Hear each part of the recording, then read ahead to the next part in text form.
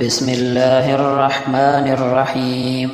حضرت خالد بن ولید رضی اللہ عنہ نبی اکرم صلی اللہ علیہ وسلم سے روایت کرتے ہیں کہ ایک آدمی حضور نبی کریم صلی اللہ علیہ وسلم کی خدمت میں حاضر ہوا اور عرض کی، یا رسول اللہ، میں آپ سے دنیا و آخرت کے بارے میں کچھ سوالات کرنا چاہتا ہوں۔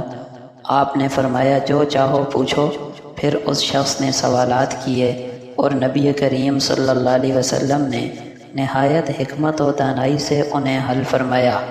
سب سے بڑا عالم میں کیسے بنوں؟ آپ نے فرمایا، اللہ سے ڈرو، تو سب سے بڑا عالم بن جائے گا۔ سب سے زیادہ مالدار کیسے بنوں؟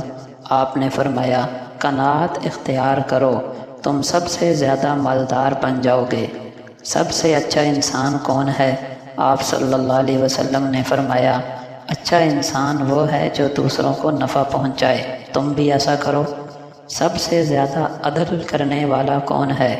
آپ نے فرمایا، جو اپنے لیے پسند کرو وہی دوسروں کے لیے پسند کرو، تم عدل کرنے والے بن جاؤ گے۔ اللہ کا خاص بندہ کیسے بنوں؟ آپ صلی اللہ علیہ وسلم نے فرمایا، کثرت سے اللہ کا ذکر کرو، تم اللہ کے خاص بندے بن جاؤ گے۔ سب سے بڑا عبادت گزار کون ہے؟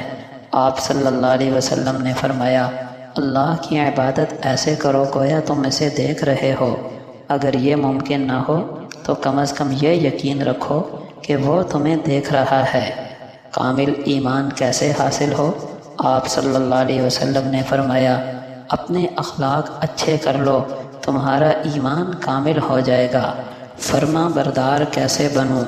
آپ صلی اللہ علیہ وسلم نے فرمایا، فرائض کی پابندی کرو، فرما بردار بن جاؤ گے۔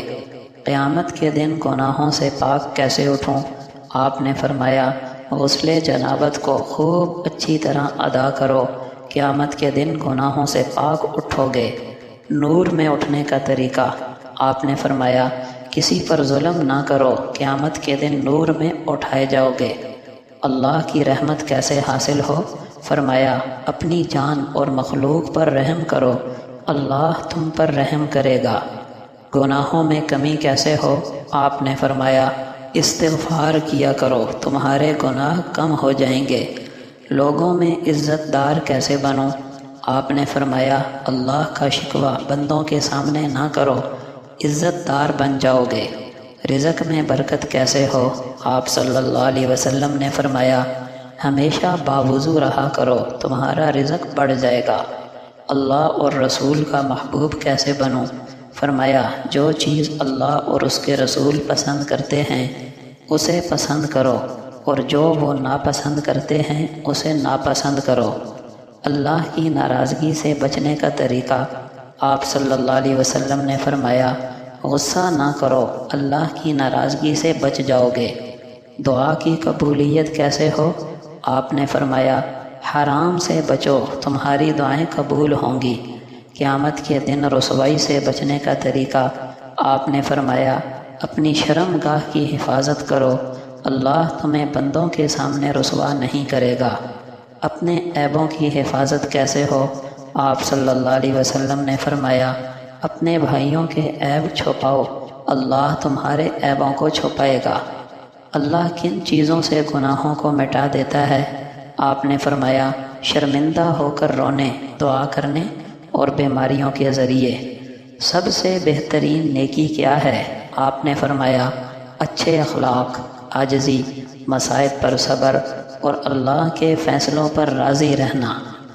حضرت ابو ہریرہ رضی اللہ عنہ بیان کرتے ہیں کہ نبی کریم صلی اللہ علیہ وسلم نے فرمایا، تم قیامت کے روز سب سے بدترین اس شخص کو پاؤ گے جو دوغلا ہے، ادھر لوگوں سے کچھ بات کرتا ہے اور ادھر لوگوں سے کچھ بات کرتا ہے۔